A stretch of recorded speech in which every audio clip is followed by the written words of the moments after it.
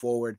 And with a win like this tonight against a team that you should be able to take care of, hey, can't be happier. It's only up from here. But yeah, chat, a 122-90 win over the New Orleans Pelicans. Like Conron said, what a win indeed. Shout out to Conron. All right, chat. So I'm gonna fly by these stats real quick. How I always do it is the losing team goes first, and then the winning team, Pelicans lost, they go first. Then we'll go to the Celtics. Some notable guys for the Pelicans: Jordan Poole, 22 points tonight. He shot 5 of 14 from the field, 3 of 8 from 3, 2 rebounds, 4 assists, and a steal. Typical Jordan Poole night. You know, he's an active shooter. In this way, I know that it's kind of crazy for me to say, but he do shoot a lot. He do shoot a lot. I'm like, wait, what? I know. I said that guy crazy. I'm him. But yeah, no, he led the. Oh shit! I gotta chill. He led the team in points. He was their high scorer. Herbert Jones had 11 points as well. Trey Murphy with a quiet night, only 7 points, 3 of 11 for the field. He did have 5 rebounds, 5 assists. And then off the bench, rookie Derek Queen did have 12 points and 3 rebounds and a steal. And Yves Messi and Sadiq Bey both chipped in with 11 points. That's it for them Pelicans. You know, we ain't worried about them Pelicans. What we are worried about is them Celtics, man. Celtics tonight had 6 guys scoring double figures. The leading scorer was, surprisingly, Anthony Simons, 25 points off the bench. His best game as a Celtic so far. 9 of 17 from the field, 6 of 13 from 3. Pretty, about over 50% shooting tonight, which is well. I know for 3 points, it was close to 50%. So it was a great night from him. Finally getting his stroke back. You know, that's what you like to see. He did add 6 rebounds, a assist, and a steal as well. Peyton Pritchard chipped in with 18, 7 of 15 from the field. He had 3 rebounds, 8 assists, and a steal. Let's see who else. Jaylen Brown and Josh Minott each with 15. Obviously, Brown took 9 shots. He was 5 of 9, so efficient in that regard. 7 rebounds and 4 assists. Minott with us a great night for him in the starting role tonight. He did shoot. He was 6 of 9 from the field. 9 rebounds, assists, a steal, and a block. So he was basically everywhere. He put stats in a lot of places tonight, which is good to see. Derek White only had 11, still having a tough shooting start to the season. But you know, that's still early on. Hopefully, you know, it's only up for him. But he did add in 3 rebounds and 7 assists and a block as well. And Luka Garza did have 16 off the bench too, 5 of 7 from the field, 6 rebounds and a assist as well. So overall, the bench did their part. The starters did okay, but the bench really stepped it up tonight for the Celtics. Again, hey, 122-90, can't complain at all for them Celtics. Yeah. So happy they got the win tonight, for real. Amari, overall, obviously the first 3 games, it was tough. In terms of grabbing offensive boards, the Celtics actually did lead the offensive boards tonight, 13-11. So at least they got the advantage in that. Overall, now we're 4 games in. Now they're 1-3. Where does this team go from here after their first win of the year? It's a strong win against the Pelicans team that's had some battles. Now, Zion didn't play this game. I'm sure he probably could have made a difference. So I don't want to get too ahead. I'm not sure he would have made a 32-point difference as we won this game, obviously by a handed amount. So I don't think that he would be a 32-point difference, but he would have probably made the game closer in some of the runs where Celtics were on a 7-0 run at one point. They had a couple runs throughout the game where offensively, that's kind of what you want to see from the Celtics team, especially just moving the ball. And like you said, when you read the stats, it looked a lot like tonight. It translated to the stats tonight that they moved the ball a shit ton. And I'm really, really happy that the Celtics team moved the ball because like we said before, right? The whole entire thing was getting to the basket. We shot 34% from 3 tonight, but still put up 122 points.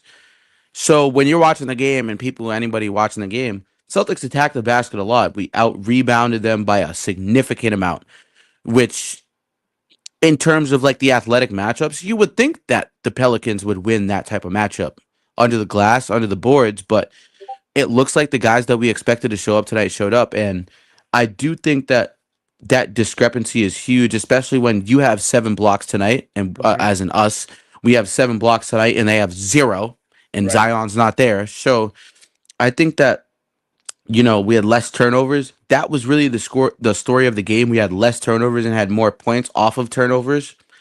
And our bench points, I mean, we had 20 more bench points tonight than the Pelicans. Absolutely. And, us watching this game, we watched this game tonight, it really translated, and these stats really translated to what we saw on the floor. I think it was great that everybody spread the ball. Like you said, we got 25 points and 6 rebounds off the bench from Anthony Simons. And then Luka Garza putting 16 and 6 with an assist. And then you had Shearman, who got some burn tonight, 3 points, 6 rebounds. It's good. He deserves some burn. I don't think that Hugo Gonzalez. I'm glad actually Hugo Gonzalez didn't get burned tonight. Not to say that he shouldn't or he doesn't deserve it. It's just Shearman and Walsh should get more burn. Walsh only played a minute. I don't know what it is with Jordan Walsh. Yeah. I'm not sure if they're not seeing something in practice. We don't know because we're not in the building. But he's clearly not getting the right amount of minutes to be able to flourish and develop. So it kind of makes you think, is that a wasted pick? Do we get rid of him? Could he go somewhere else? Could we get another piece for him? I'm not really sure, but now we're looking at, Jordan Walsh being subjected to minimal minutes again this season as opposed to, or excuse me, as the same as last season. So the story of this game, man, I mean, was defense for us. The only person in 20-point figures was Jordan Poole. Right. And even then, they didn't really spread the ball around too much. Herb Jones had 11, Misi had 11, like you said, Bay had 11, Queen had 12. So not really much ball spreading from the Pelicans. Pause. And their field goal percentage 33% from the field. I mean, you're not going to win games like that when we're shooting 48%, damn near 50% from the field. So I think it was great at the Celtics team attacked the basket a lot all night, and you really want to see the improvement, I guess, going forward from this game. Expound on it. If there's a way we can get some of these other guys more involved, like I don't know why Chris Boucher got 3 minutes tonight. It's really confusing to me why he's not playing. Right. I don't know what that could be, honestly, because I really haven't seen anything that makes me think he should get 3 minutes a night. It's really fucked up. Yeah. So I think moving forward, Missoula has to figure out the rotations. We talked about this last time on WTHHS. Shout out to everybody that watched us last time. Appreciate you for having me on again. But Sure. it's really, really concerning that Boucher is getting these type of minutes, and I'm not sure if Missoula trusts him, which is really like interesting considering he's a little bit more of an experienced player than Walsh and Shearman. But, Shearman's been here. I like the fact that he got 14 minutes tonight. He produced enough in his 14 minutes where I feel like he needs to also expound on that. Let's give him some more minutes next game. And like we said last podcast, it's a bridge year, so you got to give guys a chance to flourish. Absolutely. Yeah, no, it is. This is a bridge year. Again, everybody's going to look at this team right now and say, oh, they're 1-3. They don't have Jason Tatum. It is what it is. We already know that. It's not like it's if you're going to keep talking about this as the season goes, nigga, we already know that. We've known that for 3-4 months already that he's not going to be part of this team. Yep. So what it is now is, okay, in order to win these games, who can be the X factor? Naturally, Jaylen Brown only had 15 tonight. Shot efficiently, but it almost seemed as though as, at certain times that he wasn't looking for a shot. What he did do was move the ball around. Other people took advantage. When he was out there with Anthony Simons was able to take advantage off the bench. Best game as a Celtic. Peyton Pritchard in, somewhat lesser competition, in terms of these Pelicans team right now, because obviously the Pelicans, they have a good young squad, but they're still a piece or two away, somebody prominent away to try to really do something. Yeah, they're getting acclimated for sure. Yeah, exactly. So Peyton Pritchard was able to take advantage of that. Luka Garza had a nice game off the bench as well. You're in an 82 game season. We're 4 games in now, so there is 78 games left. You're gonna have guys besides the Jaylen Browns, the Derek White, and the Peyton Pritchards, guys like that, the focal point guys, you're going to have guys put up numbers that it might not be every night, but that certain night, it can get the job done. Mm-hmm. And it should get the job done. If we have nights like that and you play scrappy on defense and at least grab boards, things will be okay. But when you let the other team just dominate on the boards, especially offensively, offensive rebounds, shit like that is going to kill you. And that's what killed us the first 3 games. Especially that first game against the 76ers, where in the fourth quarter, rebounding was the big issue. Against the Knicks, they were overpowered. Regardless, rebounding was an issue there, but you're overpowered with a lineup like that without Jason Tatum. Then you have last game against the Pistons, where you were in it the whole game, but again, offensive rebounds were hurting you. Amen Thompson last game, especially the last few minutes, was grabbing offensive rebounds. Asar. Exactly. They're twins. Up. I'm sorry. They're Asar Thompson. A lot of people. I said Amen Thompson. Asar Thompson. Yeah, Asar. Yeah. So, and he was just grabbing. He was able to do his thing. If you can just limit that, put a body on a guy, and just manage to grab these boards, it does a lot more. When you're not grabbing the boards and they're going right back up to it or setting back the offense, it takes time off the clock and it gives them more advantages to score. Right. Tonight they were able to do that. They were able to grab more offensive boards and rebounds in general. That was the big thing. Can it continue? We'll see. But if you can get Neemias Queta, especially with him starting, he grabbed 11 tonight. If you can at least get him to grab a good amount of boards on a nightly basis, fuck the scoring. Grab some boards at least. He should average 9 a game. Exactly. Thank you. Exactly. Easily. With his size too, he should. He's athletic as hell. Exactly. And if he can do that, it gives us far more opportunities to put points on the board. And Simon should start. Tonight was a very clear indication. You give him that opportunity, he might have more than 25 tonight. Absolutely. He might. You start him, there's a very high chance he scores almost 35 points tonight. And I think, I said this on last podcast. I've said it before on Base Day, in some of these post-game shows or anything. Like, this is a guy who was a starter and was given the green light early on in his career. I think learning from that green light and having a better supporting cast around him than, as per se, the Celtics cast, as opposed to the Portland Trailblazers cast. This is a guy who can put points on the board and can move the ball, and he's an athletic rebounder. Give him a chance to start against a guy like White and set the tone, because if he comes out like he did with Portland, sometimes he'd come out and just score 10 points, 12 points in the first quarter because he was given that green light to learn. I think that green light has to be used a lot more. And I love Pritchard, but he's getting attacked on defense, bro. You can see it. I can understand tonight the Pelicans couldn't hit shots. They couldn't make shots, but he's just getting hunted. And I think he would work way better against 2 guards or 1 guard that are on the second unit of a lot of these teams. If he went up against the second unit of this Pelicans team, he probably would have himself had 20 points, 25 points. And if Simon started, he probably could have set the tone and had. Tonight, he probably could have had, like I said, 35 maximum total. So it's like, you look at that kind of, Mazzulla's trying to kind of figure things out. And I think with these adjustments, Brad Stevens is probably helping him due to the fact that Brad Stevens was an elite NBA coach.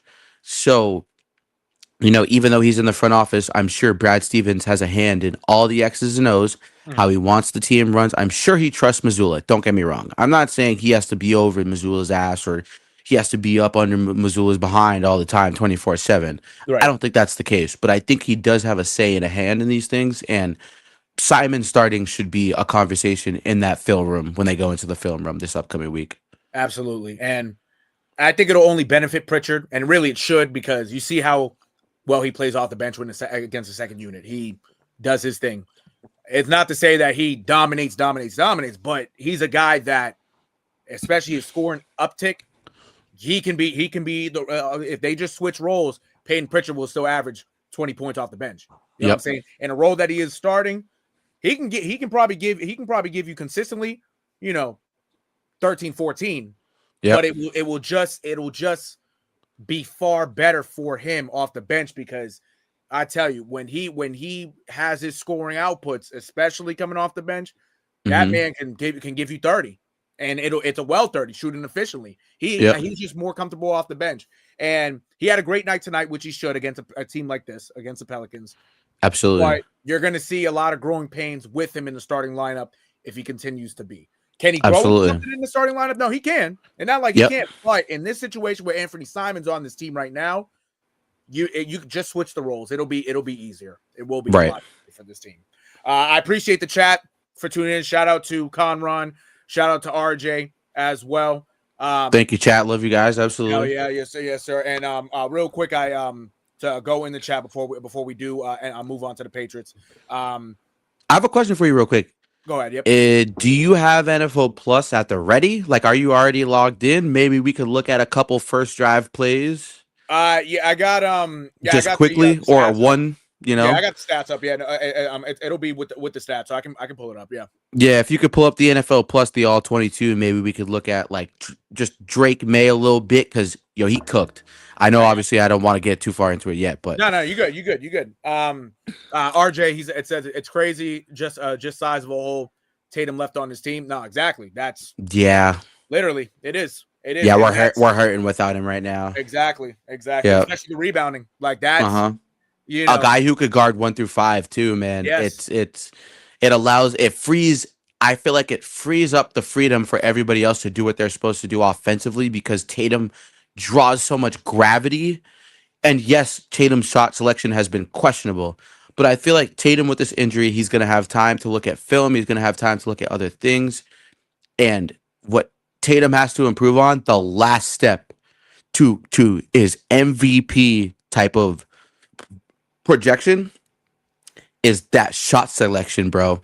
Step back threes, and some of the times where he's taking step back threes and all this other stuff, bro, you are 6'9", 6'10". Go assert yourself inside the 3-point line first because it's going to open up everything else for you.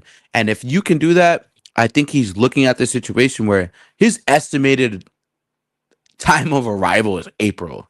And for those who don't understand how crazy that is for an Achilles injury, like he actually really genuinely shouldn't even be probably playing this year. And the fact that he's already dunking off 2 feet, just like standing up is a testament to like how hard he's worked in the gym and how hard he's worked at therapy, which doesn't mean he's been straining himself, chat. It means he's taking his treatment serious.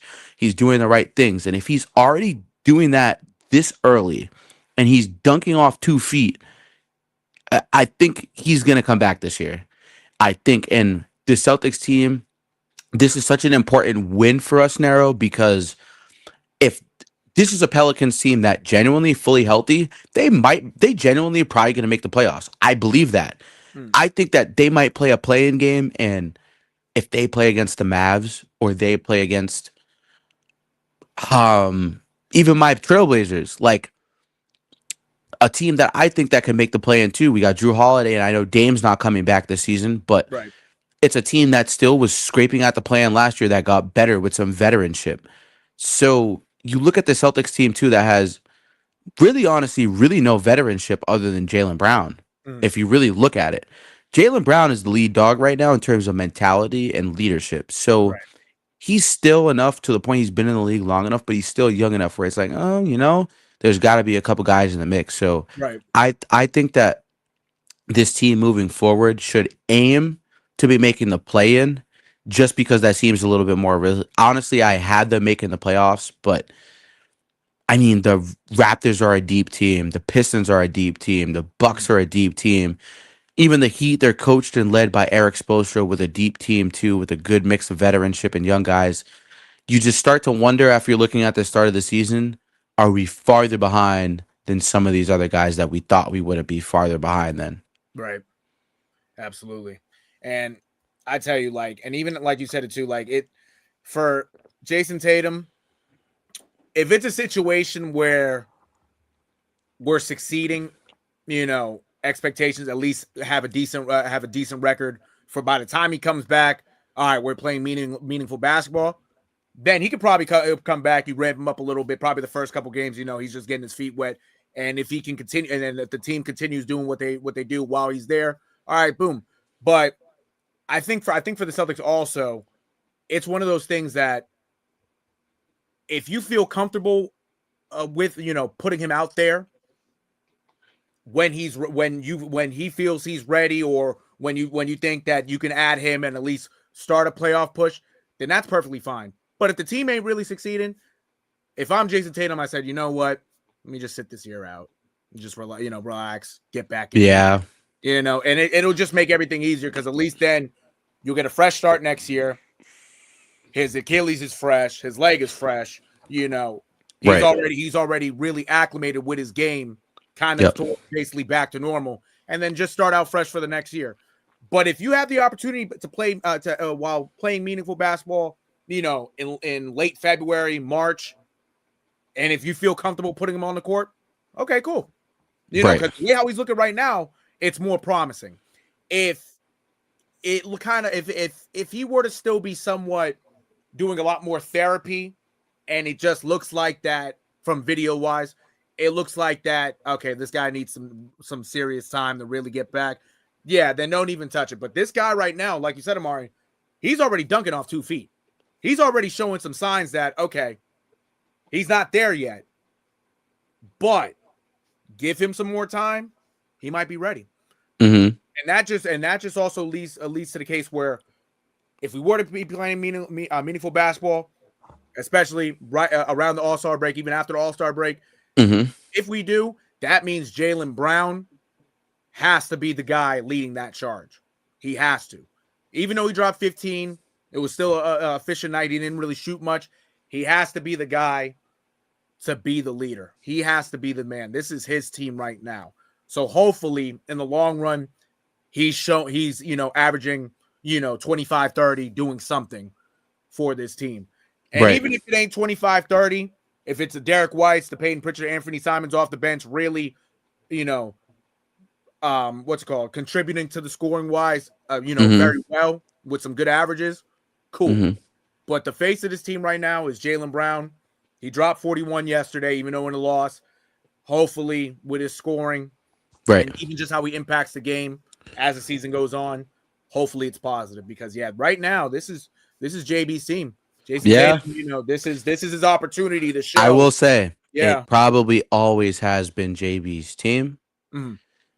I did, and I have sat on here and said that Jaylen Brown's the best player on the team. Yeah, no.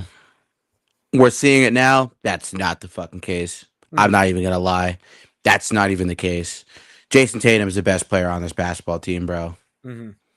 It's just very clear, and we're just seeing it now. A guy who can guard 1 through 5, a guy who he knows what to play against other guys when it comes to just attacking the basket and other situations. We're just seeing how much of an impact Tatum makes on this team. So I do agree with you on that front for sure. I tell you, you lose one guy like that, and again, rebounding's an issue. Obviously, scoring. You know what I'm saying? Adding, take away Jason Tatum, that takes away 30 points. In a game. You know what I'm saying? It takes away close to 10 rebounds a game. It takes close to 5-6 assists a game. Maybe a steal or a block occasionally when he adds that. It takes that away. That's how important he is. You have other guys to fill the void, but how much can that void be filled without him? Right. 1 and 3, it's not amazing. At least you get a win tonight, and a win that you should get against a Pelican squad of this nature, but also without Zion. If you were to lose tonight without Zion, then it's really like, this team, it's going to be a long season. But hey, they got the win, and like Conron said earlier, a win is a win. Absolutely. And now you just build off. You just build off it. And then I believe the tournament, the in-season tournament does start Friday against the 76ers as well. I know they have one more game in between. I believe it's the Cavs. On Wednesday. If I'm not mistaken. So you do have a test on Wednesday. You have another test on Friday. So there's going to be more tests as the season goes on. Great that you got your first win. Just try to build on it, and at least try to continue to compete against, teams like the Cavs. The next game is the Cavs on Wednesday. You're right. Yep. Yes, sir. So, and there you go. Yeah. And I believe that, Yeah, that's gonna probably be. It'll be on the regular NBC Sports Boston, I would assume. You'll probably have also that game on ESPN for those who don't have that. For those who are tuning in from somewhere else, so you should be able to watch it on there. It's gonna be another good game. And if not, You got remember Discord also. Yes, sir. WTHHS for anybody watching. Anybody WTHHS. They are in the Bay State Media Discord. Is a joint Discord. He's in there with us all the time. You guys can come watch the game with us. We like to watch the game with y'all. Nero loves to watch the game with us. He watched the games with us tonight. You know what I'm saying? He's in there every weekend on NFL Sunday. You guys can come talk with Nero, interact with what the hell is happening in sports. You guys got to come through to the Discord and definitely watch the game. So if you guys can't find it on TV or do whatever, we got you covered. We got you. Yes, sir. Yes, sir. Yes, sir. Tune in. Tune in that the Discord. I believe the Discord is posted. If not, I could post it right after. It should be in the bio for y'all. But if it's not, I got you. I'm gonna check right after and just put it on there. So yeah, if you tune in later, find Discord, add yourself in the Discord. You already know. As you move on, give me 2 seconds. I gotta go to the bathroom. I'm sorry, bro. Oh no, you're straight. You're straight. I'll be right back. Oh no, you're straight. You're straight. Now before we move on, chat. Again, with the Celtics, yeah. So again, you got to worry about Donovan Mitchell. You got to worry, Donovan Mitchell and Evan Mobley, Jared Allen, Darius Garland is hurt right now. He's going to be out for a little bit. So obviously that kind of takes less off the Celtics plate in that sense. But Donovan Mitchell is a tough challenge, chat. I tell you, Wednesday night's going to be a big game. I believe even for Wednesday. Let me just check the schedule real quick before we move on to Patriots talk. Wednesday's game will be, if my computer works, it'll be at home. So they are back home Wednesday to take on the Cavaliers at 7:00. Yeah, let's just see if they can make it competitive. And just and like RJ said, honestly, if the Celtics can just make this game competitive, will be great. Absolutely. They just have to. Just keep yourself in the game. Again, it's gonna, is it impossible for them to win? It's not impossible. They can win. They can win a game against the Cavs. They can, but it just has to take everybody playing well. Grab boards when you have those opportunities to grab boards. Play great defense. If you can do that, hey, good things will happen. If Donovan Mitchell starts eating you up, if Evan Mobley starts eating you up, and you can't, dissect him or even just limit these guys in some way, shape, or form, then it'll be a long night. But how the Celtics team has looked the first 4 games, they are still they are competitive. They're playing until there's zeros on the clock. They do have a shot. Yes, indeed. Oh man. But yeah, again, I appreciate everybody for tuning in tonight. We're gonna do some Patriots talk. We'll look at the stats, and then we'll look at a couple things on the All 22 regarding Drake May. And yeah, no, it's a quick one tonight. Quick one just to get this off for you. I know also the World Series is going on. At some point, we'll talk. I'll talk more about the World Series. Currently, if you guys are tuning in, it's tied 5-5 in the bottom of the ninth. So that means that the Dodgers are up the back because the game is in LA right now. So let's see what happens with that. But again, we'll at least for me, for what the hell is happening in sports, WTHHS, we will talk about the World Series. We will get to that probably towards the end. Whoever wins the series will dive more into that. But now that Amari's back, let's get on to these Patriots. Hell yeah. Hey, man. Oh, I'm excited. So anybody watching, whether you're at WTHHS or Bay State Media, what we do have access to is film. Mm-hmm. So what I do want to look at is just a little bit of Drake May on the first drive here. I know that's probably not like the best footage, but you would just, obviously it's a quick one, so I don't want to keep anybody here too long. So I did see a lot of positive things from Drake May. Mm-hmm. Drake May has been the fucking man, bro. Yeah. He's been the man. And I said last week on this podcast as well, on WTHHS, that it would be a challenge. Mm-hmm. I did have the Browns this week, so I was wrong about that. Mm-hmm. I did think that Drake May would come back down to earth, but it looks like Drake May, he might be the best quarterback in the league right now, bro. He really might. Yeah. I honestly, if hopefully you can pull up the NFL Plus real quick if you get a chance. Whenever you get a chance, if we I can got pull you. up, the NFL Plus, we're gonna show you guys just a little bit of like Drake May's mechanics, his footwork, what he's learned from last year, and we do this a little bit with you guys. If you guys watch the Bay State Media, Nero will be on there. I have to invite Nero as a collaborator for WTHHS, so you guys can see all the previous stuff we've done and go back and revert to that film. But Drake May has been awesome. Mm-hmm. I genuinely just, dude, like he just knows how to make plays. I think everything he's seeing, he trusts. Mm-hmm. And McDaniels, I'm not gonna call the guy Brady at all because that would be crazy, bro. Right, right.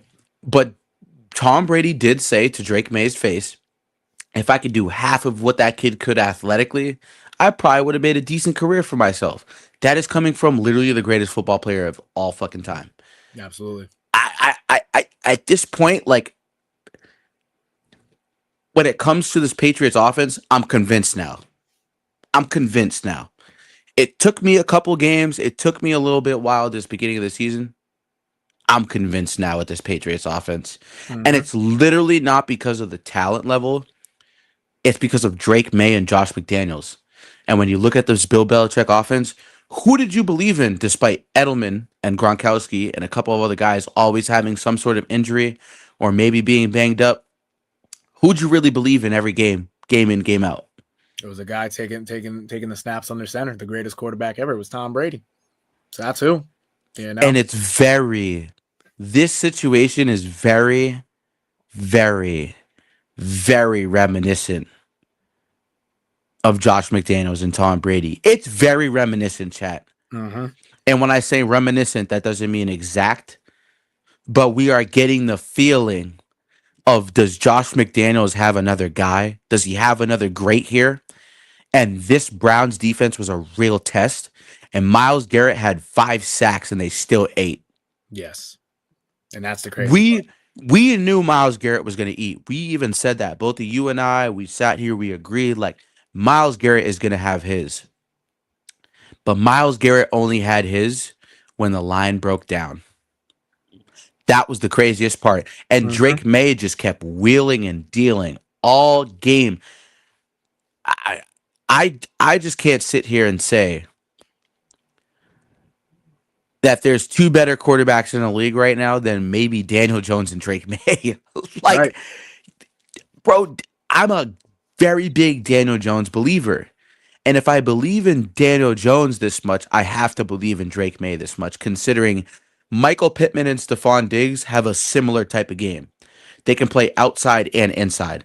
So they Right. have a similar type of game. So you have to take into totality when it comes to these quarterbacks too, in terms of their surrounding weapons. Alec Pierce is just as good as Keyshawn Boutte. I'm not calling him Keyshawn, whatever y'all want to call him. I'm not calling another grown man with his last name my my butt. But Right. yeah, yeah, Yeah, I feel you. I feel you. but Alec Pierce and Keyshawn are on the same level. Right. And they're both the wide receiver number 2s right now.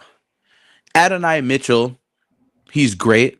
Actually, if I'm not mistaken, he's not even playing right now, right? I don't think so. No. Yeah, I haven't Yeah, I heard. think he's He's been hurt. a couple of days. Yeah. Couple So games. Daniel Jones doesn't even got Adonai Mitchell. Mhm. Mind you, Drake May didn't have a fully healthy Matt Collins. We saw Matt Collins this past week get more involved this week. Right. So is this a question of, I want to ask you, is Drake May the front runner for MVP right now? Because I'll tell you, my front runner is Daniel Jones, but I think Hmm. it's a healthy tie between Daniel Jones and Drake May. But between those two, if you were to choose one, unbiased, who do you got right now? Honestly, unbiased, I would honestly have to go with Jonathan Taylor.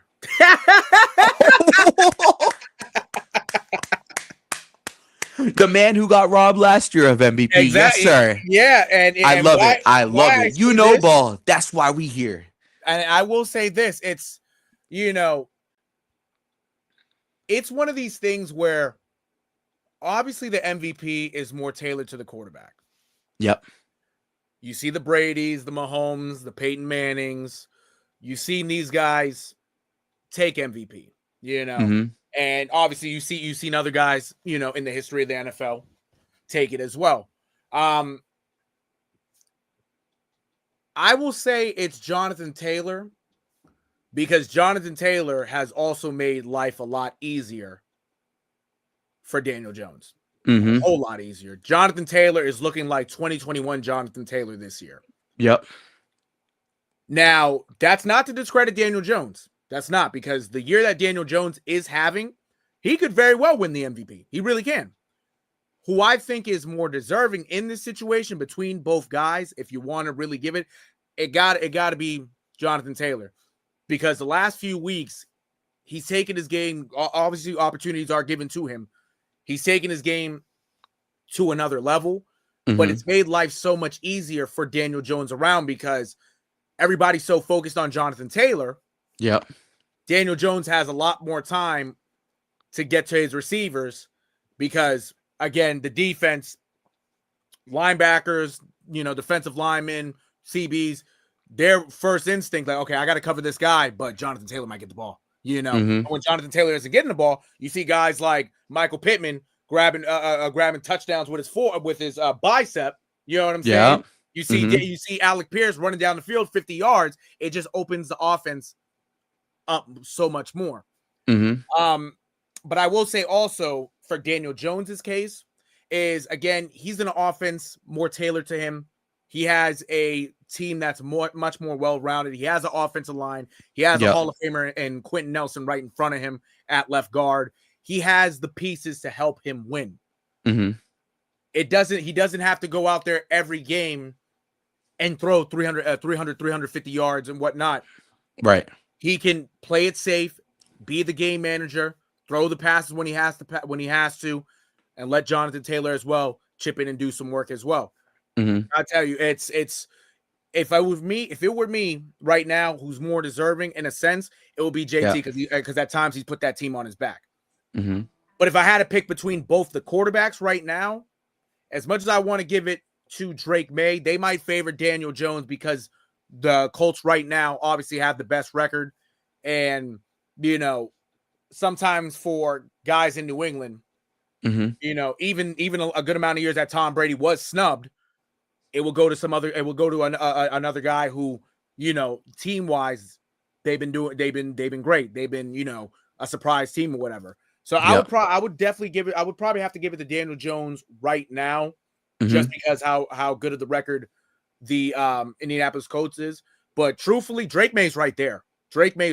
And I really truthfully wouldn't even be surprised if somehow, some way, Drake May does end up taking it.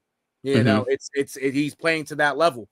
It's amazing what he's done. It's amazing what having an experienced head coach and offensive coordinator and veteran receivers can do for you. Yeah. Because this kid's legit. This kid is legit. He got it. He showed the flashes last year, but now he has the right pieces to really succeed in this offense. But quite frankly, yeah. Yep. Absolutely, man. And you look at it this way too. If Daniel Jones got his shot, right, all they had to do was build a team around Drake May.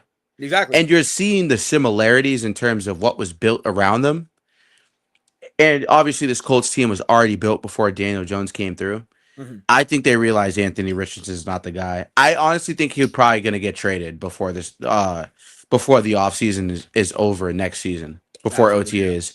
I think that he'll get traded. He's probably on his way out the door, bro. Yeah. So, especially with the way that Daniel Jones is playing now, even if Daniel Jones tails off somehow at this point, even slightly, like you said, Jonathan Taylor is the driving force of this team. And if Jonathan Taylor can keep them in games and do whatever he has to do, it's just over with. Absolutely. It's over with. Absolutely. So, yeah, I love the Jonathan Taylor take, bro. That is very obviously a lot of people don't understand that Jonathan Taylor got robbed last year. Okay. Maybe not robbed. No, but it wasn't. Well, I know for sure the 2021 year. He was just he was a little more deserving last year than I think Josh Allen was, in my personal opinion. I know Josh Allen was great, but Josh Allen just can't get over that hump. I don't know what it is. You mean Saquon Barkley for last year? Oh yeah, maybe I'm thinking about the year previous for Jonathan Taylor. No, because it was Because he wasn't healthy last year. Actually, Yeah, now that you're actually saying that, he yeah, wasn't no, healthy but last I year. know what you're talking about. It was I Aaron think Rodgers won 2023 it. he could have won it. Yeah, it was the year that Aaron Rodgers won it and Brady was in second, but Jonathan Taylor was in third. But again, how this league is, this league's more driven for the quarterbacks. You know what I'm saying? Like, yes, you're right. Like if you think about it, also remember when Adrian Peterson won it, but there was a lot of backlash, like, oh, they should have gave it to Peyton Manning, blah blah blah. But AP got 2,000 yards and put the team on his back, and they got the playoffs. Yeah, yeah. So how, you know what I'm saying? Like, you got to give it to the, as much as the quarterbacks do well. And again, it's not like quarterbacks shouldn't be MVP, but the guys who help the quarterbacks out got to be shown the love too, man. You feel me? Yep, absolutely. They got to, And honestly, hey, JT, he's had a hell of a year. Hopefully, as it continues, he gets the notoriety for MVP. I mean, you can give him Offensive Player of the Year. Cool. It's a still, notable award, but MVP, like, he would be the most valuable player. He would, you know what I'm saying? He could have won it the year before last. I apologize, chat. It was the year before last, I believe. He was healthy for a full season. He definitely could have won it that year. And running backs aren't appreciated enough. It's kind of fucked up. Yeah. Just because of the era we live in, and now you're seeing two running back systems that actually alleviate the pressure for the quarterback, like you said yourself. It's odd to me that this situation, especially with Jonathan Taylor, he's been robbed twice in the past 5 years. Yeah. It's sad, but we know what JT's capable of. And I knew what Daniel Jones was capable of, because if he took that trash-ass Giants team to the playoffs with a very injured Saquon Barkley a lot of that year, you just hope, and well, if you're a fan of those types of guys, you just hope that type of guy makes a leap. And he made a leap. And now that this leap is happening, the Patriots got to watch out. I can't lie. This Colts team is dangerous. Their defense is dangerous. No, for sure. This team is dangerous. And they've always had a good defense. Was at it not too long ago, too, a couple weeks ago. So that makes his team even stronger. He got out of his deal for the Raiders, who the Patriots did play in week 1. Yep. Ryan Pratt was on that Raiders team. They released him. Now he's on this team. He's back with Lou Amaro, and it just made that defense even more scarier, Yep. And it's not a crazy name right there, but it's a substantial ad, especially linebacker wise, that it continues to drive that force. Yep, really absolutely. Yep, it really does. Real quick chat. I appreciate the chat, RJ, for stepping in. I also appreciate Conron for stepping in as well in the chat. If you are tuning in, show love in the chat, say what's up and whatnot. What I also do real quick before we get into this film, I know that you saw on the ticker that with Drake May's passing yards and yardage. I'm gonna just give also some more notable stats as well from this game. Yes, indeed. Obviously, for the score of this game to go back up, it was 32-13. Quite frankly, Pats could have put up a 40 ball, but hey, it is 32-13 is at least they got the win. I'll start out with the Browns real quick before we go to the Pats, just to give y'all some stats. Dylan Gabriel did throw for 156 yards. He completed 60% of his passes, two touchdowns to 2 picks. Nobody really did anything for rushing wise. Quinshon Judkins had 19 yards on the ground, but he got hurt. So he got hurt with his shoulder. So for Browns fans, you're gonna have to monitor that. He might be questionable for Sunday, but they did lose him early. The story of the game for this for the Browns offense was mainly the tight ends. Those are Dylan Gabriel's best friends right now on this team. It's Harold Fannin and David Njoku. Both had a touchdown. Fannin with 62 yards and Njoku with 37. So they had his 2 grabs right there. For the defense, it was already mentioned. Alex Wright did have a sack, but Myles Garrett stole the show with his. Here you go, right here. With his 5 sacks right here. Myles Garrett showed. We already know he's a Hall of Famer, but yeah, it was a welcome to the NFL moment for Will Campbell for most of the day. I'll tell you that. Yep. You know what I'm saying? But again, a guy like Myles Garrett for 5 sacks, I mean, he can do that. That's how good he is. It sucks that it was against the Patriots, but I mean, we know he has 5 sacks. It wasn't as notable because he had 5 sacks in a loss like this. So, but otherwise, that is true. You know what I'm saying? Yeah, it's not That talked is about as true. much because they lost. Yeah, you know what I'm Yep. saying? It's Mm-hmm. not. But again, no, still credit him the 5 sacks. He does have 10 and a half sacks now on the year because of those 5 sacks. But obviously, Drake May, for certain, stole the show. 282 yards, 75% completion percentage, 3 touchdowns to 1 pick. He did throw a pick early on in the game to Carson Schwarzenegger, but that pick didn't matter. He threw 3 touchdowns right after that. So, you Mm-hmm. know, mistakes happen, but he was able to capitalize as well. So, Travion Henderson was leading rusher with 75 yards on the ground. Drake May did have Yep. 50 yards rushing, like you guys did see on the ticker. Henderson did fumble towards the end of the game in the red zone. Not a great look, but again, with a 32 with a 20-something point lead at that point, it didn't Mm-hmm. hurt him. But you want to see Travion Henderson hold on to the ball. You know, could have had another touchdown on the season, but Yep. it is what it is. But receiving wise for the Pats, Mac Hollins did lead the team with 89 yards on 7 grabs. Keyshawn Boutte in this sense. I'm gonna call him Butte right, every right, time. right, I'm gonna right. call him Butte every time. Exactly, bro. Exactly. He had he had he had 75 yards and a touchdown as well. Yep. Yep. Douglas only had one. Demario Douglas only had 1 catch on the afternoon, but was for a large game, 44 yards. Austin Hooper on National Tight End Day had 38 yards. Ramondre Stevenson had 15 as well. But Stephon Diggs finally scored his first touchdown as a Patriot. Well, Yep. 1-yard touchdown catch. He had 14 yards on the through the air. Not quiet game for him, but he didn't have to do too much. Drake May and everybody else stepped up. And Hunter Henry with a touchdown on National Tight End Day. Only had 1 catch for 7 yards, but it went for a score. So there you go, right there. On the defense, though, the top 3 guys, really, well, 4 guys, I should say. Robert Spillane had 14 tackles, 2 tackles for loss, and an interception. Marcus Jones with 6 tackles and a tackle for loss. Jalen Hawkins with 5 tackles and an interception. And Christian Gonzalez, 3 tackles, tackle for loss, 2 pass deflections, and most importantly, he did not give up a catch. Jerry Jeudy had zeros across the board. That's why Jerry Jeudy in on the stat sheet, guys. There you go. There you go. There you go. Shout out to them Pats, man. They take on the Falcons on Sunday afternoon. Bijan Robinson and company comes to town. We'll preview that game as the week goes on. Let's actually, since we're here, like Amari said, let's look at this all 22 film. No Yes, I can give you the timestamps too because I have already pretty much watched here enough to a certain point. But actually, it's interesting. Dylan Gabriel didn't have too bad of a game, chat. I know we shit on him, but if we can skip to about 9:45. 9:45, gotcha right now. Into the all 22 here. We'll skip to about 9:45. This is a run play. I have it on my TV right here too, so I can also see it. So if we skip to 9:45 here, you look at a 12. You look at a 12 personnel I form here. Yep. Let me get that for you right now. Yeah, it's at 9:07. Let me see if I can skip. If it lets me skip like 10 seconds. Yeah, I'll let you skip 10. Yeah, 10 by 10. So you have all right here. Perfect. Beautiful. Right here. All right. So here real quick. Yep. You can hit play. You're good. Okay, but all right, bet. Yeah. So you look at this play here. This is the play before. Dylan Gabriel was actually get the ball really quickly here.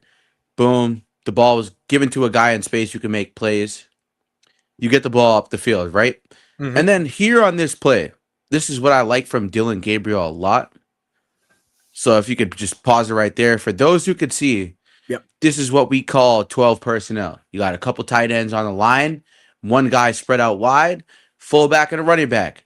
It looks like, I actually don't even know the down because sometimes it doesn't even tell you the down here, unfortunately, on the all 22.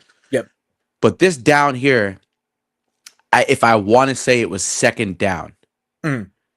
Actually, no, it was first down, just due to that play right there, getting the first. This is first down, chat. Yep. So hit play. You go, you look at this play.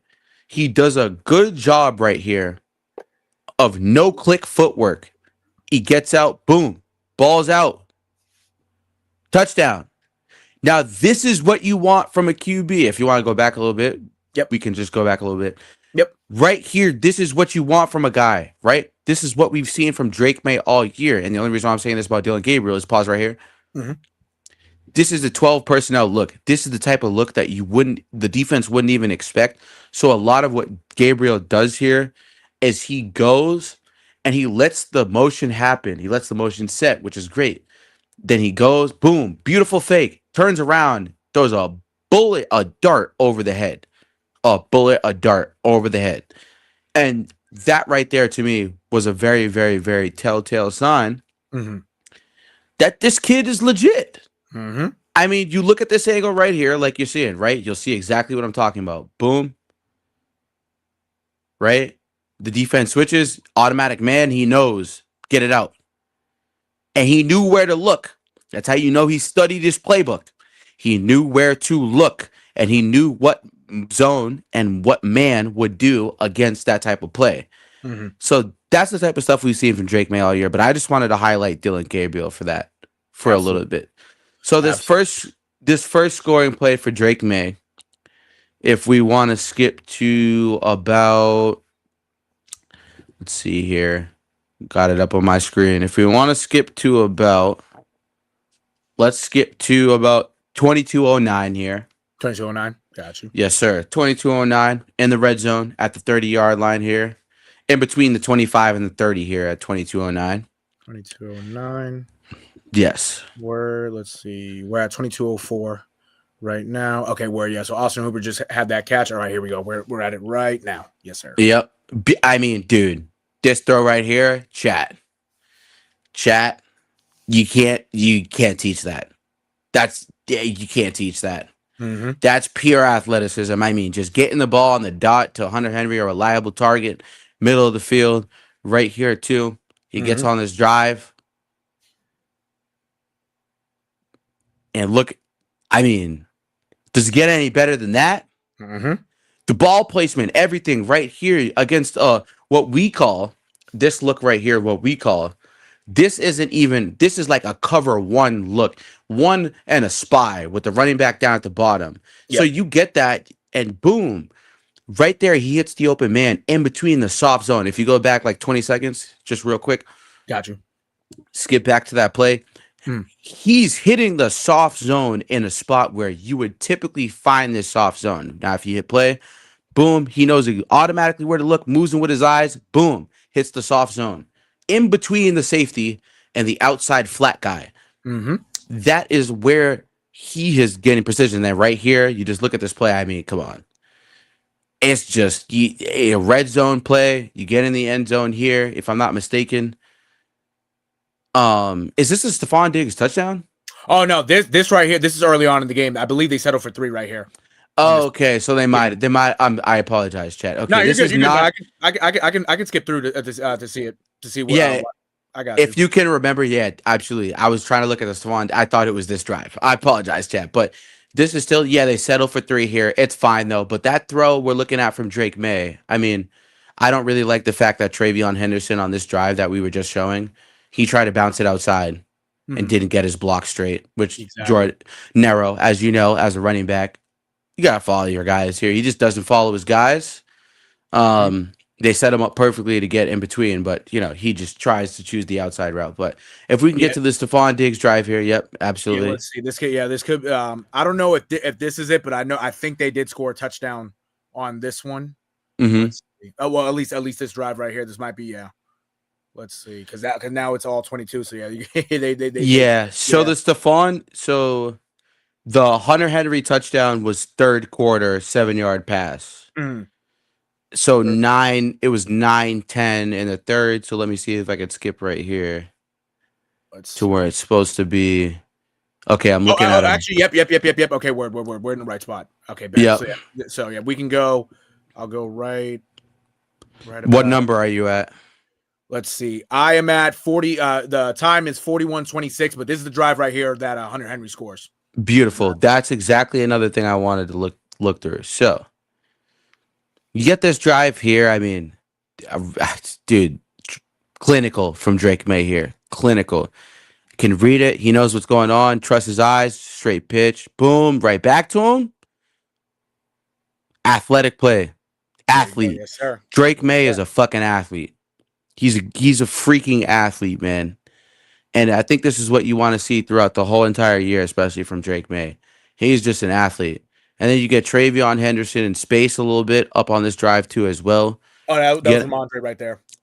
I Yeah. apologize. I'm sorry. No, you're Ramondre good. You're good. Stevenson, Yeah, you get yeah. him into space right here.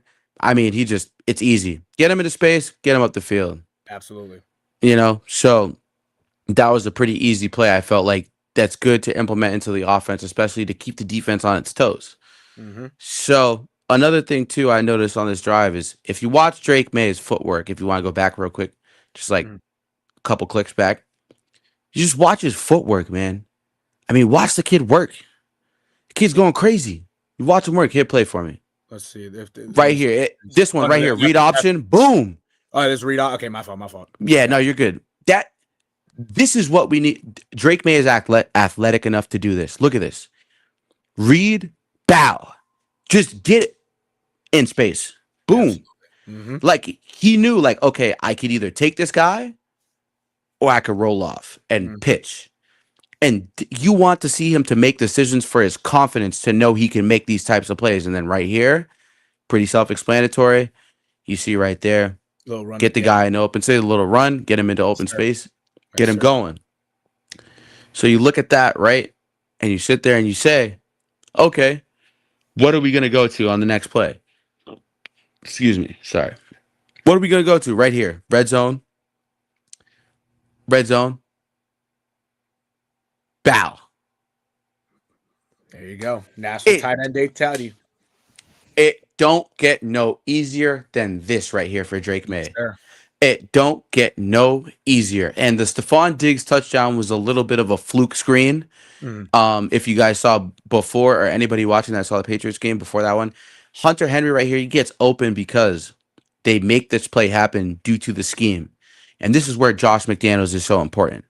So if you have any thoughts, we're getting close right here. So yeah, this is on this drive right here. Yes. Sir. Yep. Right here. Boom. Take a sack right there. That's fine. He takes a sack, but that's fine. Like you could take a sack in that situation. At least you try to get out. You know what I mean? Mm-hmm. You try to get out. Nothing was there for you, and you try to get out and make a play. I can live with that. I could live with this. Mm-hmm. This is livable. Yes, could he have had that little post corner right there towards the pylon, the back pylon? Yeah, he definitely could have. But now you look at this play right here. Boom. Easy. Easy money, though. Easy money, though. Yes, indeed. So I think a lot of what Drake May has shown this year has been his ability to spread out the pocket. Now, if you want to skip to about... there's a step touchdown right here, I believe. 4701, I think. Or, yeah, 4701. 4701. Yep. Yeah. It's about to, yep. 4701. Mm-hmm. This is really easy, man. I mean, two-step drop. 1-2, bow. Out. Brady shit. 1-2 step, bow, out. Yep. That's the Danny Amendola play right there. So for me, that's all I had to show. Obviously, we've been cutting in. We're at an hour here, but that's all I had to show for you guys as far as film. And Nero, do you have any thoughts on Drake May's footwork, mechanics, anything? Just what you saw this game? Like, how did he look to you in terms of MVP caliber? If he can continue this type of play, especially against elite defenses, which he already went up against one of the most elite defenses in the league in the Browns. So how did you feel about this little film watching? What did you see from him that stood out to you? Well, I didn't see him rattled. You have a Hall of Famer who's been terrorizing you at that point, damn near the whole game. And obviously in the film that we show, Myles Garrett did get out towards the sideline and did end up having a sack. But, if just in that situation right there, in regards to Myles Garrett, it's not that easy for guys of that nature to make plays like that. But obviously with a guy like Garrett, he's able to chase down Drake May in that situation. He'll get a sack. It is what it is in that point. Regardless of everything else, Drake May, for the most part, especially I would say probably since the Steelers game. So that was in game 3. Where we now just finished game 8. So in the last 5 games, there's just much more comfortability with him. Right. This guy, especially with his footwork, naturally, since he's gotten to the league, footwork has improved. It's improved a lot this year because you have a guy in Josh McDaniels who, is tailored to the quarterback. You have Ashton Grant as well as his quarterback coach. Their main focus so far was getting his footwork right. And what you're seeing right now with him, with his footwork, you don't see him stumbling. You don't see his feet getting crossed together. You're seeing it naturally guide him with his throws. Yep. This kid right now, the level that he's playing, it's almost as if that he's out there with no fear. Yep. He's laying it all down. No pause. But he's going, he's real shit though. Like, right. This like everything. It's like everything right now is the game isn't moving too fast. It's not moving too slow. It's just right. He's in the moment where all these passes that he's throwing, he's making the right reads. He's using the right velocity, the right arm angle. Like this kid's mechanics overall, even from his days at North Carolina, it's far more. It's much more tailored. It's much more improved. This is why he's, in the running for at the moment in the midseason watch so far in the running for MVP because this kid he's just out there. He's just out there slinging it, real shit. Like he's really just out there playing like backyard football, like he's playing in his backyard. There's no fears in his game. Now, naturally, you might see a pick here and there. You might see a fumble with a edge rusher coming off the edge and hitting it out. But overall, he's protecting the ball. You don't see him turning the ball over. He's getting guys open. Guys are getting open for him. It's much more tailored for him. This offense is much more tailored for him. You look at what Brady did in the past, how that was tailored, how he managed that offense. You're seeing what a guy of this caliber can do, but just with some legs who can just, when he has to run, he has to run. And you saw with him earlier in the game, you saw a 25-yard run. He's able to do that. That's why it's hard to really prepare for this kid because you're not just worried about his arm, you're worried about his legs too. Yeah, exactly. That's the biggest factor. And that's the biggest factor right there. This, like right now with this kid, he's special. He really is. This is truly something we haven't seen in at least really for a long time. Yeah, in 25 years, we've seen the pocket presence quarterback. We saw no disrespect to Mac Jones, but he's not Drake May, dude. Exactly. We saw no disrespect. Yeah, we see Mac Jones. We've seen the Bailey Zappies. We've seen the Cam Newtons. And Cam Newton, especially in terms of Drake May, they're not similar. They're not. I'm not going to say they're similar, but the type of game they play, especially using their legs, it's similar to that nature. Obviously, Cam Newton's a big dude, though. 6'5", 245. Yeah, like you know what I'm saying. Like, but Drake May is 6'4", 230, bro. He's not small. He's not small. He's not. He might look like he's small, but Cam Newton's just a big guy. He's just a guy who's a freak. You know what I'm saying? Like linebacker size. Exactly. And just for this kid, like to see what he can do and with the arm talent he has and how far he can throw down the field. This is the new age type of quarterback, and New England finally has it. New England has a guy right now that is tailored to this league now. You didn't see that 20 years ago. You didn't see that 30 years ago. You saw more that you might have seen the Randall Cunninghams, right? The once in a generation guys like that. But now you're seeing all these guys, the Mahomes, the Allens, the Mays. You're seeing guys, and even a guy like Anthony Richardson, even though he ain't on the field, you know what I'm saying? But guys like that who have talent like that, they are ruling the league. Yep. New England is just fortunate to have a guy like that. And look how Josh McDaniels his offense has looked in the past. It just looks a lot more crazier because you have a quarterback of his talent. That's really what it is. And quite frankly, I wouldn't want it any other way. Yeah. Especially exactly. And I'm watching here obviously the all 22 again, but a little bit of a turnover there from Dylan Gabriel on a deep pass. Yo, I actually really like Dylan Gabriel, bro. I really do. I'm a big Shador guy. I'm still going to sit here and tell you that Shador is better than Dylan Gabriel. I really Yep. don't give a fuck what anybody else tells me. Shador Sanders got blackballed. I'm just going to come out and say it. I'm sorry. Mm. Shador Sanders did not get fair shake probably because of his father. Right. It is what it is. It's probably not because whatever he's arrogant or whatever. It's probably because of his father. Right. That's the reason why he probably didn't get any playing time. But I think that Dylan Gabriel showed a lot for us this game, bro. Dylan Gabriel showed that he can his processing speed is very fast. We saw in an Oregon spread offense that Dante Moore is struggling in right now. Mm-hmm.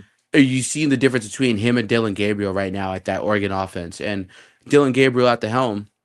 Yes, I know he had Evan Stewart, cool, but anyone could say that. I mean, he was on my Aggies.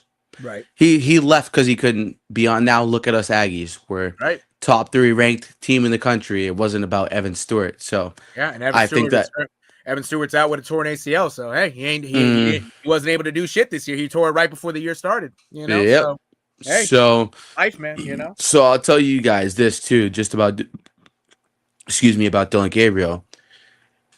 His processing speed is there. He's not the biggest, bro. He's small. He's not the fastest.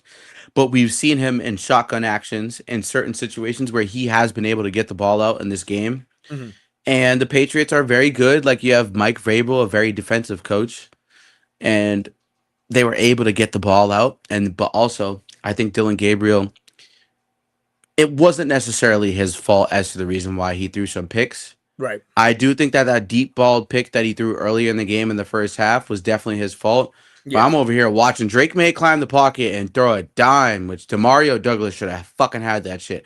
I don't know what the hell is happening with Demario Douglas, but honestly, if you want to skip to this real quick, I got you. I think it's like 53. 53. Let me see. 5307 maybe.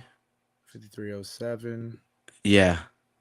Let's see. We got 51. Let's see. I think. Around 53. Word. Let's see. I'm at 53. Or you could go to 50. You go to 5035 real quick. Hit pause for me, but give me 2 seconds. I got you. Yeah. 5335. Let's see. We're at 54. Let me go back. Chat. My fault, chat. Shout out to Ann for producing too, chat. I meant to mention that earlier. Let's see. 53. 34. So hope so. Let's just. If I can, let's see if I can get it right back. All right, word. Yes, I'll get it right here, chat. 53, 51. Yeah, I'm trying chat. My bad. Okay, this should be fun right here. Word. Yeah, we'll just wait for him to get back, chat. But yeah, no, shout out to Ant for producing. Hell yeah, Ant. My dog, yeah. Yeah, chat. No, we're gonna real quick because I know we're just past the hour mark. We're here right now, but yeah, no, we're gonna wrap it up in a few. I appreciate everybody for tuning in. We've had a lot of action in the chat. Thank you for everybody in the chat. Shout out to Conron, shout out to yes, indeed, as well. But I'm at 53 33 right now. So I think this is the Drake May run, right? Yeah, 53-33. Yep, the Drake May run. Yes, sir. Right so here, if you want to hit play right here. Yeah, no, I'll skip back 10 seconds. That way it's a start. Okay, we're at the start. I'll pause it right here for you real quick if you want to say anything. Yeah, so just here, double back look. Mm-hmm. Simple. I mean, if you just hit play right here, it's pretty simple. Got you. Double back look, couple blocking releases, and he just gets out. There's nothing there. Take the space that's given in front of you. That's the athleticism. That's the type of reads we want him to make. If there's nothing there, just take it. Mm-hmm. Go ahead. Absolutely. What is you going to lose from that? Nothing. Right. You're only going to gain yards. And then here, I mean, boom. Kayshawn. Textbook. And look at that ball. Look at this. Watch the feet. This is the most important part. Watch his feet. Right here. No heel click. Last year, that's a lot of what we saw from Drake May was a lot of heel clicking. And if you go back, look at his he knows where he's supposed to go. If you guys watch his helmet, look where his eyes go first on this play. Watch his eyes. right to left. Boom. Yes, sir. And great route by Keishon Butte. Mm-hmm. Great route. At the top of his route, broke speed. He broke out to the pylon and was able to fade to the pylon enough to give Drake May room to put the ball where it's supposed to be. So Absolutely. that's all I got for the Drake May film. Obviously, Oh no, for sure, for but sure, for sure. just a quick break. There's obviously some great other plays Drake May had this weekend. But if you guys ever want to go watch the All 22, get your NFL subscription. You know, WTHHS Bay State Media. Mm-hmm. We paid for the full year subscription to show you guys this stuff. So, we're honored that Drake May is having this fucking season so we can show what's really going on because he's balling out right now. And right there you see the improvements from last year. No heel clicking, no staring down targets, looking off defenders on one side of the field or a certain section of the field to get to another, to climb his reads. Where what people don't understand is when you get to that level of football, even just college, when you get to the college level, high school, they don't emphasize enough you looking off a read to get to another place. Whereas college and high school, they emphasize look here Yep. first, go here first, and make a play after that first read or the second read. And Right. make sure you know where your reads are and know where your player is going to be based on the defensive coverage. And if you can, hot read. Hot reads are very important. Me, as a hot read guy on Madden, I know if I can look at a defense, single high safety, I eat single high safety up on Madden, chat. I love seeing when I see single high safety. Oh, I'm bombing you all day. I'm telling you, I'm taking you post corner, post route, streak, fade, all the way up the field. Single high safety. I'm gonna put you in no man's land and have something that I feel comfortable underneath. So we've seen a lot from Drake May that I'm not able to show you guys right now, but Mm. I'm glad we were able to do this real quick before we go to bed here. But Drake May has been also amazing at the line. He knows what he's seeing, he knows what's in front of him, and him being able to capitalize on that has been the deciding factor with a lot of these plays and how he performed this past week against the Cleveland Browns. So, Absolutely. And it's a defense like that with a Hall of Famer of that caliber and Myles Garrett playing the Cleveland Browns is never easy. But when nope. you have a guy like Drake May, sometimes the things that even though they might not seem easy, sometimes it just gets the job done. I'm glad he's on this team. Glad he's starting quarterback of the New England Patriots. I'm glad, Gerard Mayo and Elliott Wolf at least did one thing right in 2024 draft class to draft him when they could, because this kid is special. He showed the flashes last year. He just needed a coach and an OC. He now has Mike Vrabel at the helm and Josh McDaniel in his third run as offensive coordinator as of the Patriots. And quite frankly, hey, as Patriots fans, we wouldn't want it any other way. I'm glad. And they should bring Gerard Mayo back. Oh, like on defense type shit? They should. Yeah. As a defensive assistant coach or something. Right. Bring him back. I don't think he got a fair shake as coach. Oh, no, he didn't. No. He didn't get a fair shake. Bring him back and really add him to this coaching staff roster. But you know who I would have liked to see perform a little bit better this game, man? Trevion Henderson, bro. Yeah. Especially and he honestly he didn't the game that he had, it was smooth.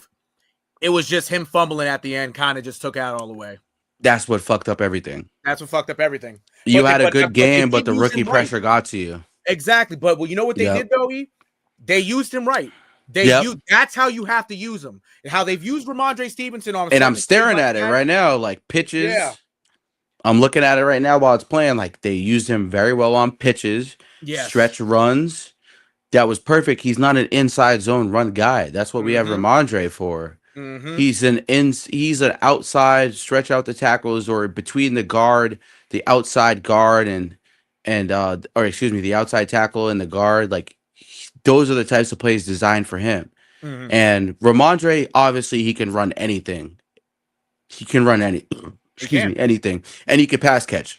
Right. So, you kind of look at it I wish Drake May would actually look for him a lot more.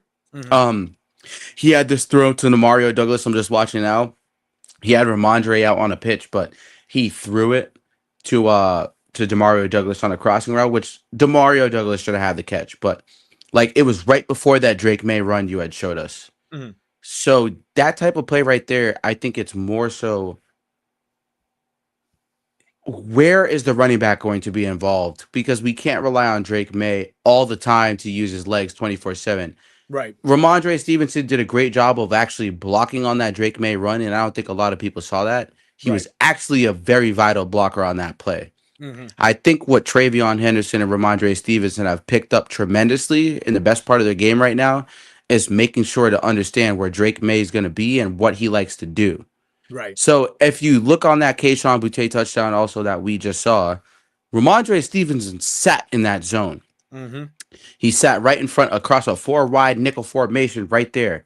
Boom, sat, and then he just threw it over the top where Boutte got past the safety. Mhm. That's a beautiful read by May. If it and he knew that if Ramondre sat and everybody came up, hit Boutte or Right. whoever's in that Y slot position, hit him Yep. on that slot fade because that's essentially what it was a slot fade. Right. So, as a wide receiver myself, that's beautiful play design for a guy like me who I love slot fades. It's one of my favorite Mhm. routes. Yep. It gives me an opportunity to turn back to a post type of shoulder play, or I could just catch it over the shoulder this way. So I love the fact that Drake May was able to read that, hit him on the post fade, and yeah, it was beautiful, man. Josh McDaniels is drawing it up for Drake May right now. So Absolutely. Absolutely. I tell you, we hey look man, forward to this. I we do. do. I look forward to it. We do. Hopefully the relationships has last a little while.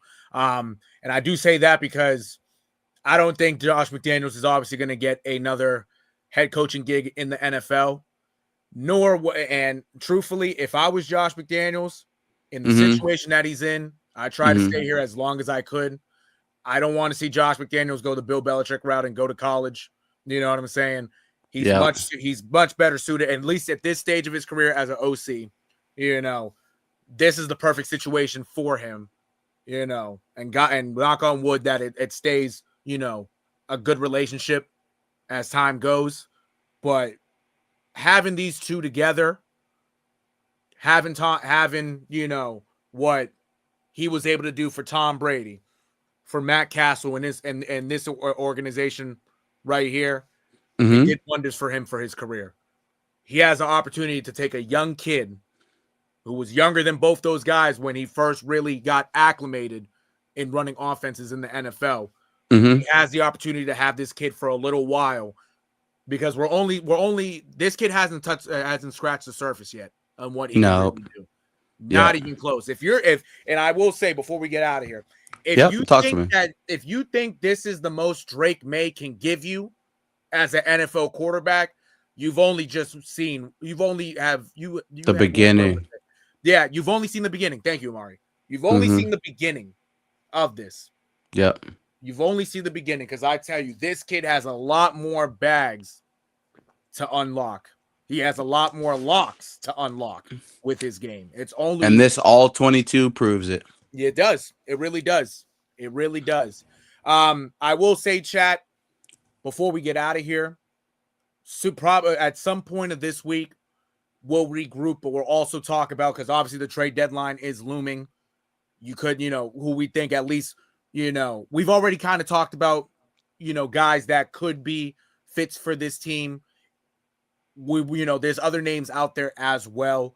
Mm-hmm. We'll talk about that as well. We'll talk about, where the Patriots, should go in terms of improvements, whether it's adding, another receiver, running back to the defense. We kind of already know that they want to do more for the defense, but there's still a lot more football left. Mike Vrabel is also a guy similar to Bill Belichick that he doesn't have a lot of tells. We really don't know what they're thinking in this organization right now in terms of what they want to do. Yep. I tell you, but overall, for how Mike Vrabel what he's done for this team in the position that they're in right now at 6-2, a lot of people did not have. A lot of people have had this team as an 8-9 team. Yep. They could very well get to 8 wins in 2 weeks. You know what I'm saying? Absolutely. This team, I tell you, it's only the beginning for this team. They've exceeded expectations, and quite frankly, this team easily from the two teams that they've played already in the Raiders and the Steelers, and how those games have went. If there was less turnovers, if there was less, things that happened that game that went, more things that happened that game, I should say, that went the Patriots' favor, this team could very well be a 7-1, 8-0 team. But honestly, 6-2, truthfully, I like where it's at because you've seen the growth every game. And truthfully, I'd rather them going to have a 6-2 record right now because you want to have even in losses, you want to learn from these losses. That way, certain mistakes won't get made again. That's it. Quickly too, Robert Spillane. Yes. My goodness, that guy is the most important guy on defense right now. Yes. The game he just had against the Browns, I don't care if it was against the Browns. Yes. You take that and build off that because Robert Spillane has been the benefactor on defense right now. He can go out there and space and coverage against tight ends, against running backs. He's been making plays, making tackles. I'm almost pretty sure he's leading the team in tackles right now. I'm actually positive he's leading the team in tackles, obviously, by watching every week. I don't even need to question that. Yeah, it's by a wide margin, too. That's a crazy thing. Yes, he is. And this was the best signing the Patriots made out of anybody that they signed or brought in here. Robert Spillane was the benefactor. And Nero and I actually told you guys this, on End Zone Express. We sat here and told you guys this before the season ended. Robert Spillane was the biggest signing on this team. And he's showing it. He's earning every penny. So shout out Robert Spillane, man. Like, for real. He really is. He really is. And honestly, also, even the signings of Harold Landry and Caleb Von Chaselin on that defensive, and even Milton Williams, that was the prized possession of all that with the contract he got. All three of them have been constant contributors. They've changed the way how the defensive line has looked. They've paid dividends. Stephon Diggs on the offensive end, Mac Hollins as well, has paid dividends. I tell you, this team right now, with the veteran leadership that they have, even adding Morgan Moses and Garrett Bradbury, veteran guys that they've added, have all been positives. Yeah. In some way, shape, or form, every guy has had each other's back. This team is together, and this team can do some special stuff. Not to say that they're going to go out and win the Super Bowl. We're far away from that. It's 1 week at a time. But this team, how it's built for years, sir, hopefully for years to come. God forbid anything happens, but for years to come, especially with the quarterback position, this team is set up for success. This team is. I tell you, nothing short of. And I'm watching Dylan Gabriel. He's making great plays. Just the Patriots defense is really good. And you're seeing the stuff that Gabriel's doing. And like I said, I love Shedeur Sanders' chat, but Gabriel's playing good enough where he's going to keep his job. He's playing great. Absolutely. And you just wish there were more offensive options, and you just wish there was a better offensive line. Similar like the Drake May situation last year, chat. So just remember how lucky we are to have a guy like Drake May. Absolutely. And we are. And I know Patriots fans are happy that we have him. We're really ecstatic. Patriots Nation. As a Chiefs fan, though, we whooping that ass. hey, we'll see. We'll see. I'm talking shit. But honestly, how the Chiefs is set up too. Shit. No, but Drake May scares me. I'm sorry. After the way he just went up against the Browns, which was a top 4 defense, and the KC, us Chiefs are involved in that top 4 defensive ranking right now. In terms of total defense, we're like top 10, and so are the Browns. So it scares me. He did just what he just did to the Browns. And as a Chiefs fan, bro. Hey, Drake May really might be the guy to beat us because Joe Burrow might not come back at all. He's got the highest grade of turf toe, and he had to have surgery for it. He might not even be back anytime fucking soon. He might not even be back this year. Right. So, no Joe Burrow. And then you got what? Daniel Jones? Daniel Jones is not beating us, dog. Right. I'm just being honest. Daniel Jones is not beating us. And then Drake May is the only quarterback I'm scared of. Josh Allen doesn't fucking scare me. Yeah, everybody's going to be like, oh, well, he gave you a run for your money. Yeah, I don't give a shit, nigga. He can never beat us. Right. Doesn't matter. He still hasn't been able to beat us. So until Josh Allen actually beats us, then everyone could sit here and tell me, oh, yeah, It's cool, all well and dandy. No, I'm sitting here. Drake May is the guy that's going to be the guy to take down the Chiefs. I'm gonna Absolutely. stamp that shit. As a Chiefs Fair. fan, the That's fair. only guy who's going to take us down right now is Drake May and the AFC. Justin Herbert's cool. Injuries, no run game. Offensive line, shit. Defense banged up. It's cool. Whatever. He can only do so much. He beat us that one game before, but he can only do so much. Drake May is really gonna be the guy and be the one to try and beat us. And Hmm. I think he actually has the after today, after this past weekend, he has the capability. Absolutely. So No, he does. He does. He has all the skill set. That he has all the tools to do so. I will say before we get out of here, just to look at the chat. Shout out to Mr. Goat 1996. He did say the Bills are not beating the Chiefs. I don't see that happening. I don't care if it's in Buffalo or not. He yes, also did. sir. He You also already did. know, nigga. He also did say the Patriots could be at 11 weeks before their bye week. No, they really could. No, they could. They could, Yeah. and that's. I tell you, man, the two surprise teams so far this year have been the Colts and have been the Pats. I tell you, man, it's and even to look also, the Steelers are, I believe, are still number one in their division at the moment, Yep, and they are. the Broncos also are number one right now. It's Yes, 2014 indeed. all over again. It's just it's now with these quarterbacks. Now you have Drake May, Daniel Jones, Aaron Rodgers, and Bo Nix. From back then it was it was Tom Brady, Andrew Luck, Ben Roethlisberger, and freaking Peyton Manning. In 11 Mm-hmm. years, times has changed. So now we're in a new era. We're in a new era for these teams. And hey, I tell you, man, if you're for Patriots fans, before we get out of here, last 2 years have been tough. Have been tough. Obviously, in Yeah. 2022, they went 8-9. They were on the verge of making the playoffs. They blew the last game of the year against Mm-hmm. the Bills. Still at 8-9, a decent record, but the last 2 years at 3-14, it was tough. It was tough watches. You had guys like Jelani Tavai saying that the Pats fans, like they weren't good fans and talking a lot of shit. But look what he's saying now. Oh, we have the best fans in the league. Yeah, you know Yeah. what? Stop it. Yeah. Stop it. You know what I'm Oh saying? shit. But now shout out to Right. everybody in the chat. Shout out to RJ, Connor.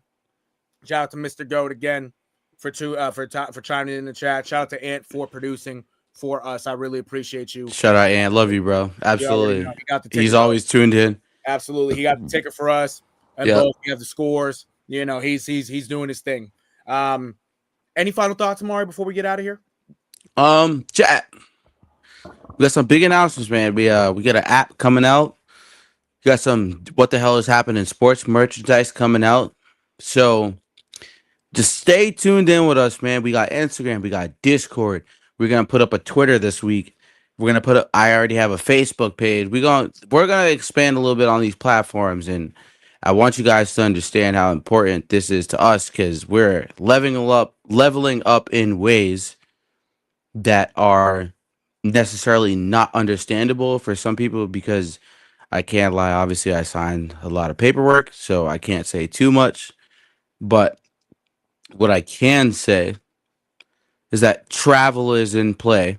We're going to be traveling a lot to different seminars, different events, different types of things. So I would like for you guys to stay in tune with Bay State Media and what the hell is happening in sports as we will be involved a lot in these things. So I need you guys to just bear with us, stay the course. And Nero has been doing an amazing job of obviously keeping himself involved with what the hell is happening in sports because, as you guys know, we are in a partnership. So as Bay State Media, we are introducing him to our network and he's introducing us to his network. So for anybody that is joint watching or anything, we are working together. This is not like a well whatever competition thing. Like me and Nero, we've been friends since high school. We've known each other for years. Like Yep, yep. this has only been a time coming for a lot of us. So I want you guys to actually just understand like the stuff that we're doing behind the scenes for you guys is just far beyond what you guys can comprehend right now. And that's all I can say. I know it sounds obviously crazy, air quote, to y'all, but that's all I can really say.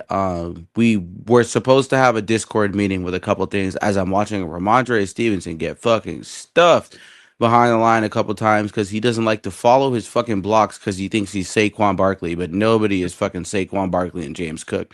And Drake May just dropped the dime. Yes, sir, to Matt Collins. That was awesome. Matt Collins got involved this upcoming Mm, week. But as you should. anyways, I'm sorry, chat. Last final thought. Like, just remember, stick in with us. Stay through it with us. Like, we here. What the hell is happening in sports is here. The app is gonna be up within the next, like, honestly, probably week. Tomorrow I'm doing um a little bit of a programming type of thing with the app so that you guys can go buy clothes, and I'm going to launch it on App Store and whatever else. You guys can go buy the merchandise. What the hell is happening in sports sweaters? You guys can get that customized for yourself.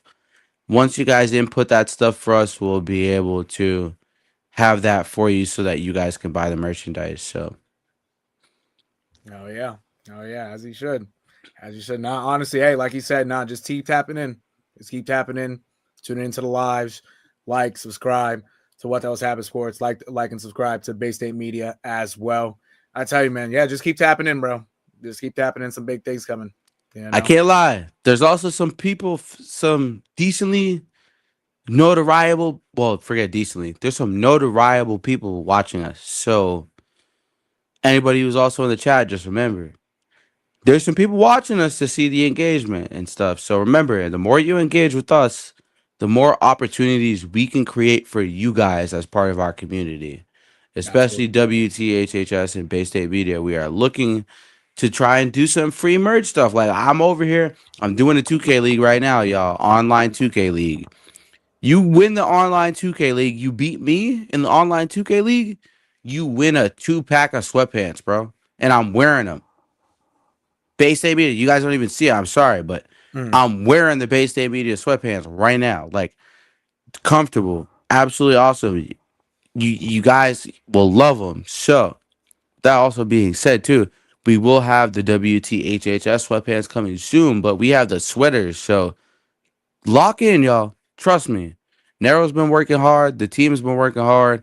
We've been doing a lot for y'all behind the Mhm. scenes, BTS, in our own lives to make sure we can make things possible for you guys. So remember, you know what I mean?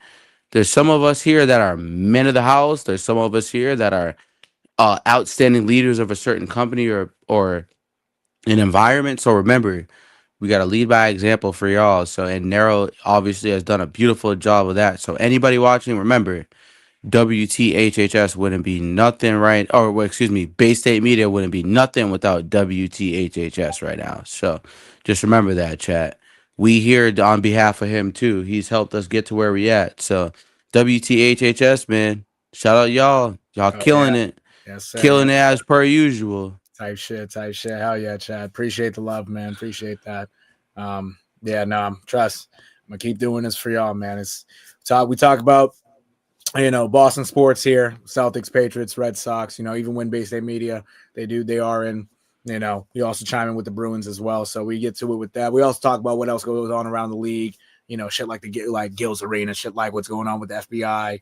And the Yeah, certain that's NBA. interesting. You know what I'm saying? So there's a lot of stuff that we do talk about, what we do get into. And honestly, just keep tapping in.